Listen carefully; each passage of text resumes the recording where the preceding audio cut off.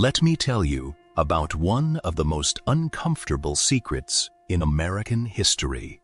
Not uncomfortable like, oh, that's a bit awkward. Uncomfortable like you've been telling your kids the good guys always win, and then you read this. Ready? Because this one's a lot. Okay, July 20th, 1969. Neil Armstrong steps out of the lunar module and onto the surface of the moon. 500 million people are watching on television. It might be the greatest moment in human history. A species that was still riding horses 100 years earlier just sent a man to the moon. Incredible, beautiful, one small step for man, and all that. Now, the man who built the rocket that got him there. His name was Wernher von Braun. Brilliant engineer, charismatic, spoke perfect English, loved cocktail parties. Also, and I need you to really sit with this, a card-carrying member of the Nazi Party since 1937. An SS officer, a man who used concentration camp prisoners as slave labor to build his V-2 rockets during the war. That's who built the Saturn V. That's the man who sent us to the moon. How did that happen? The answer is a classified program called Operation Paperclip. And it's one of those stories where the more you learn, the more complicated your feelings get. Let's go back to May 1945. World War II is basically over. Hitler is dead. Berlin is rubble. The Nazi regime that terrorized the entire planet for 12 years is collapsing faster than a cheap lawn chair at a family barbecue, and everyone is celebrating.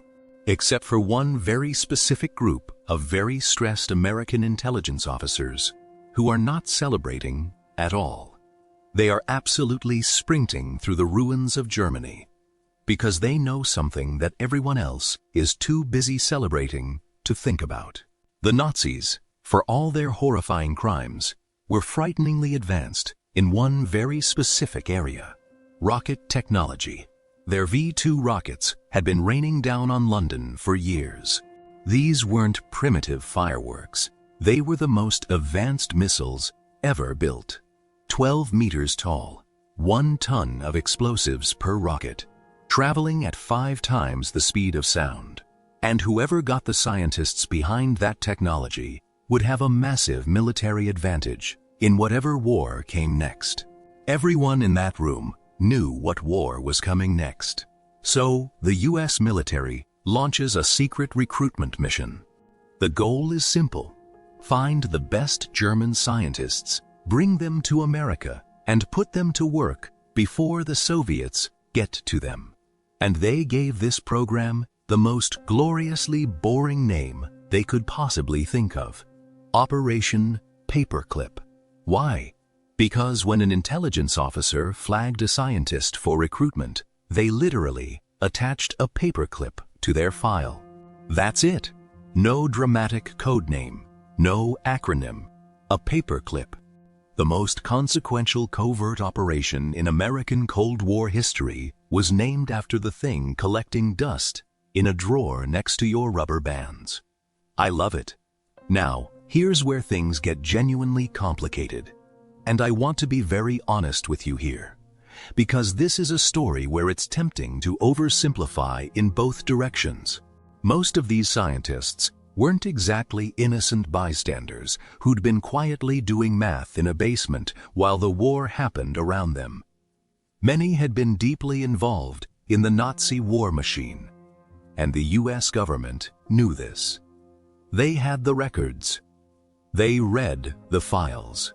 Let's talk about Wernher von Braun specifically, because he's the most famous case and also the most troubling. Von Braun joined the Nazi Party in 1937, not because anyone forced him. Membership was optional for scientists until relatively late in the war. He joined. He also joined the SS in 1940. He ran the development of the V-2 rocket at the Peenemünde Army Research Center on the Baltic coast. And those V-2 rockets? They weren't built by German factory workers with good wages and dental plans. They were built at an underground facility called Mittelwerk, using slave labor from a concentration camp called Dora Mittelbau. Here's a statistic that should stop you cold. More people died building those rockets than died being killed by them. That's not me being dramatic. That's the documented historical record. Approximately 12,000 prisoners died at Dora, mostly from exhaustion, starvation, and brutal treatment by SS guards. Wernher von Braun visited the facility multiple times. There are eyewitness accounts from survivors who recognized him. He knew what was happening. He was not an innocent man who happened to work near some bad people. He was a senior figure in a system built on murder.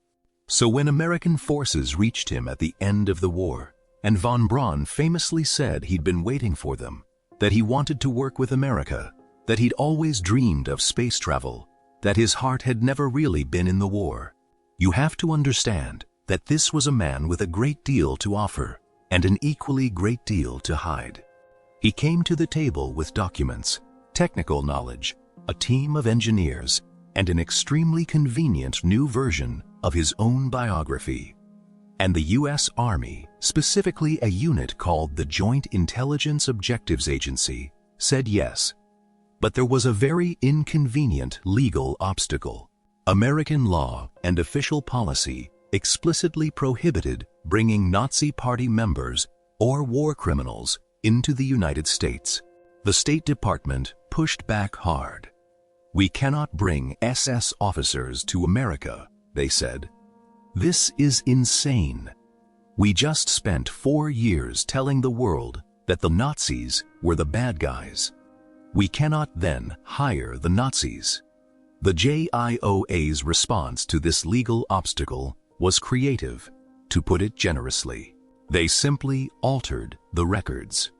Scientists with obvious Nazi affiliations had their files quietly cleaned up. References to party membership disappeared. Connections to war crimes were removed. New biographies were written. New paperwork was filed. "Welcome to America, gentlemen.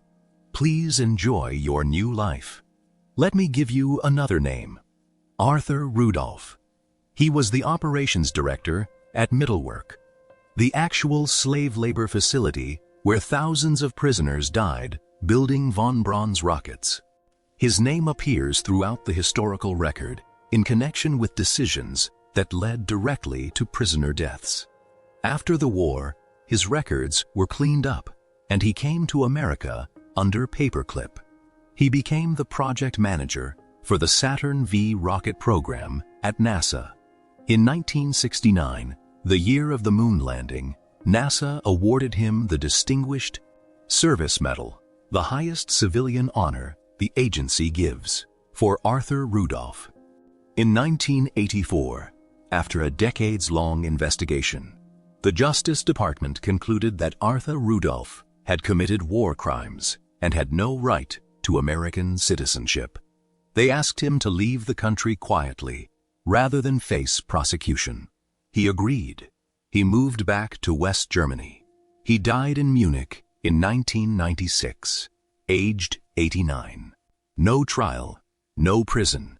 A peaceful death at an old age in a nice city, 30 years after receiving a medal from the American government. That pattern of scientists with documented connections to atrocities, building careers in America, receiving awards, and dying peacefully without ever facing justice is not the exception in Operation Paperclip. It's the rule. Now, some people will tell you this was a necessary evil, and the argument has real weight. The Soviets weren't sitting around being morally pure. They had their own version of Operation Paperclip. They grabbed their own German scientists, brought them to the Soviet Union, and put them to work on their own rocket and weapons programs. In fact, there's a darkly funny historical irony here. The early space race was essentially a competition between two groups of former Nazi scientists, each funded by opposite superpowers, each trying to prove whose rockets were bigger. It was less capitalism versus communism, and more Peenemunde reunion divided. And the practical results of Paperclip were genuinely significant. Von Braun did build the Saturn V. The moon landing did happen. The knowledge and expertise he brought had real, measurable impact on American science and military capability. More than 1,600 German scientists came to America through Paperclip and related programs. They contributed to ballistic missile development, aerospace, medicine, chemical research, and dozens of other fields throughout the Cold War. The program ran officially until 1990, not 1950, 1990. Here's something that should make you uncomfortable in a different way. We still don't have the full picture. Some documents were destroyed. Others are still classified. The exact nature of every recruited scientist's wartime activities and the full scope of every crime that was quietly forgiven in exchange for technical knowledge may never be completely known. The historical record has gaps that were put there on purpose. There were people who tried to stop this at every step. Eleanor Roosevelt wrote directly to President Truman, warning against the program. The State Department objected repeatedly. Jewish organizations and Holocaust survivors protested. Journalists investigated. They were all overruled because the Cold War made winning feel more important than accountability. The calculation that was made, and it was absolutely a deliberate calculation, was that scientific advantage was worth more than justice for the dead.